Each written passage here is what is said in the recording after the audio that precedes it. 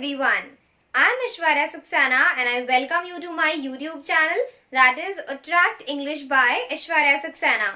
Friends, as you know, currently we are working on a series related to tense and its types.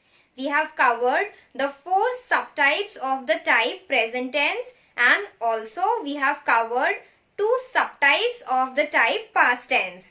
Today we are going to continue with the series with the third subtype of the type past tense, that is past perfect tense.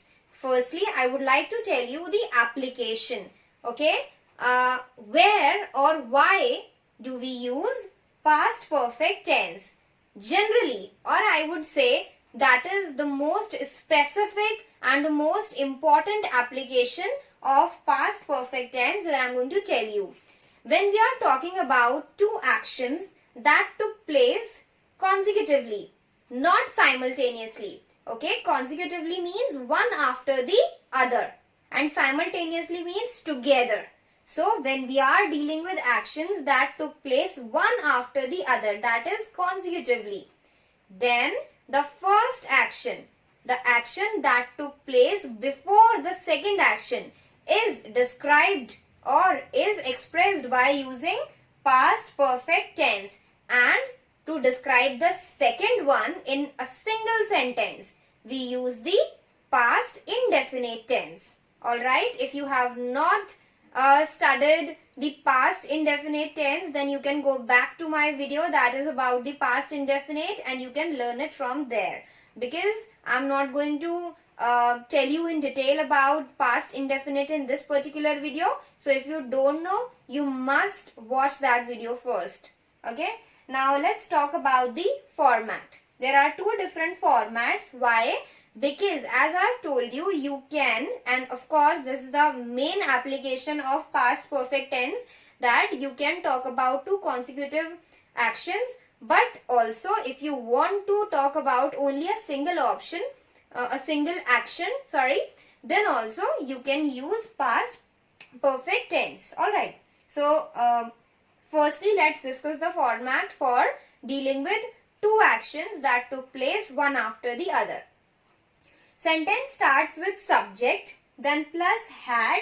Had will be used as it is, then plus third form of verb, that is the past participle form of verb, plus before / after. Okay, if, and then plus the past indefinite. See, if you are using before here, then the complete part will be as it is, will be used as it is. But if you are using after, it means this action took place after this one. It means this took place first. So in that case, this format which I have specified for the past perfect will shift here. And as the second action took place after the first one, so that will follow the past indefinite. I know it might be sounding quite complicated to you. You'll get it better while discussing the examples. For now, just try to understand the format. Now, second format. It is when we want to talk about a single action.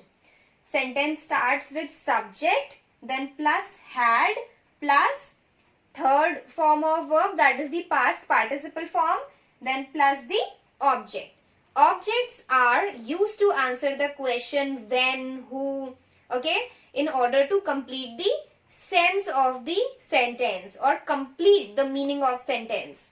Now let's discuss some examples that are following both of these formats. First, a bus had departed before she reached the stop. Okay, a bus had departed before she reached the stop.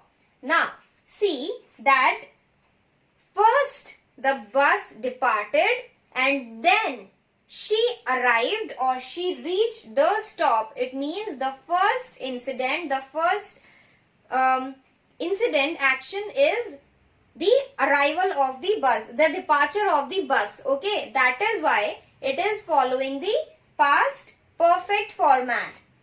A bus is the subject, then had as it is, departed is the third form of verb, then before as it is, and then she reached the stop. this sentence is following the past indefinite format or simple past. She reached the stop.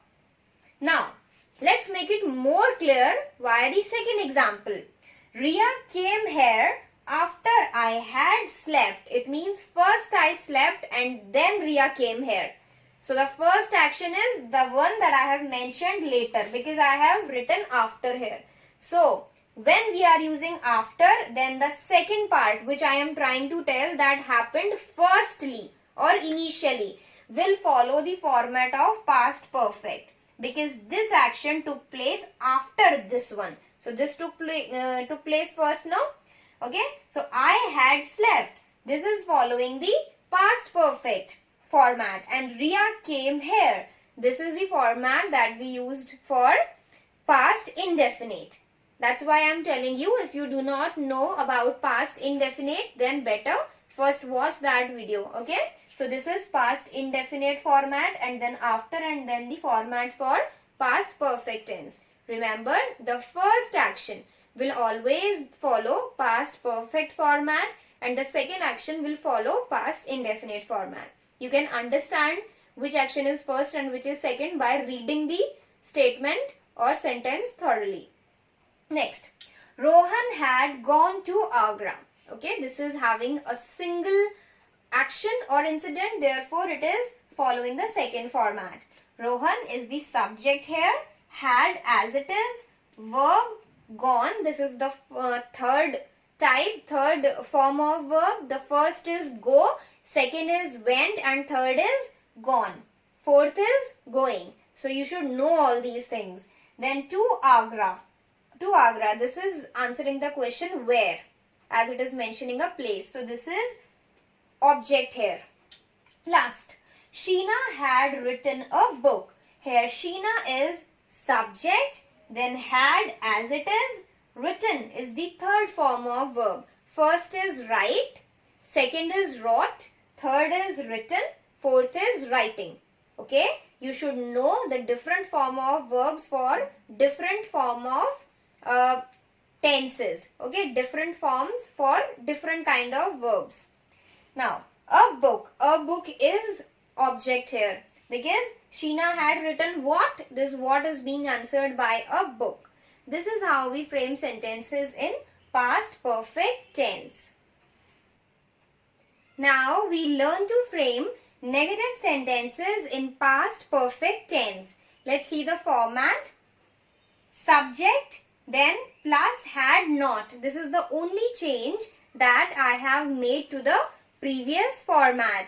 Rather than had, you have to write had not here. This not will introduce negation to the sentence, hence forming a negative sentence. Okay. Then plus third form of verb, plus before slash after and then plus past indefinite. That is the second action which will be introduced, which will be expressed by using the past indefinite tense.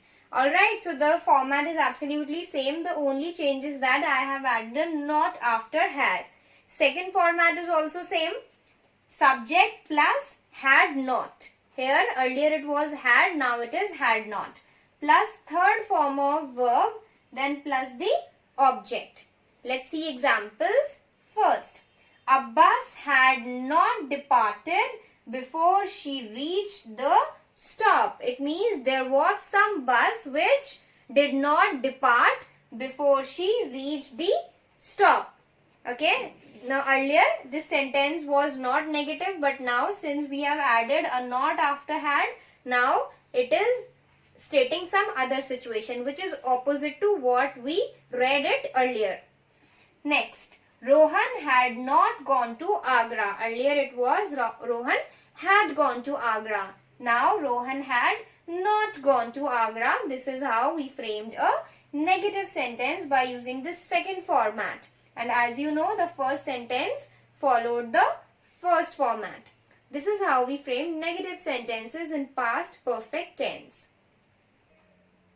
We will now see the format for framing interrogative sentences, that means questions in past perfect tense.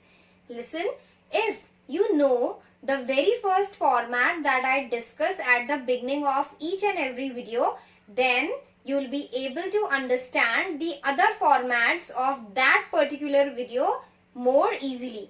Alright, why? Because all the other formats that I discuss after the first format are very much related to, or you can say are derived, can be derived from that first format that we discuss at the beginning of the video.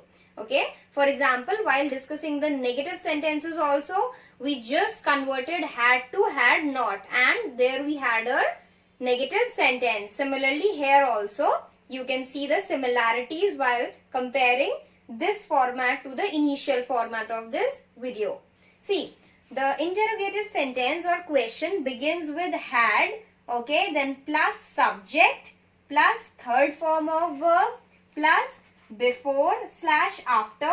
Before if you are writing past indefinite here, and after if you are writing this part after the past indefinite. Alright, and then a question mark since you are framing questions. Now what is the change? The only change is that I have interchanged the positions of subject and had. Earlier it was subject plus had, and now while framing questions we will write had plus subject, and the rest of the part is same. Similarly, in the second format, had plus subject plus third form of verb plus object and then a question mark. So earlier it was subject plus had, and here also we have simply interchanged the positions of had and subject, and there we have our format for framing interrogative sentences. Let's see the examples. Had a bus departed before she reached the stop? Now I am asking that had a bus departed before she reached the stop. Earlier I was telling that a bus had departed before she reached the stop. So this is the difference. Just by exchanging their positions, interchanging their positions, we have converted a general sentence into a question. Second, had Rohan gone to Agra? Now I am asking it. Earlier I was telling that Rohan had gone to Agra. Now I am asking, had Rohan gone to Agra?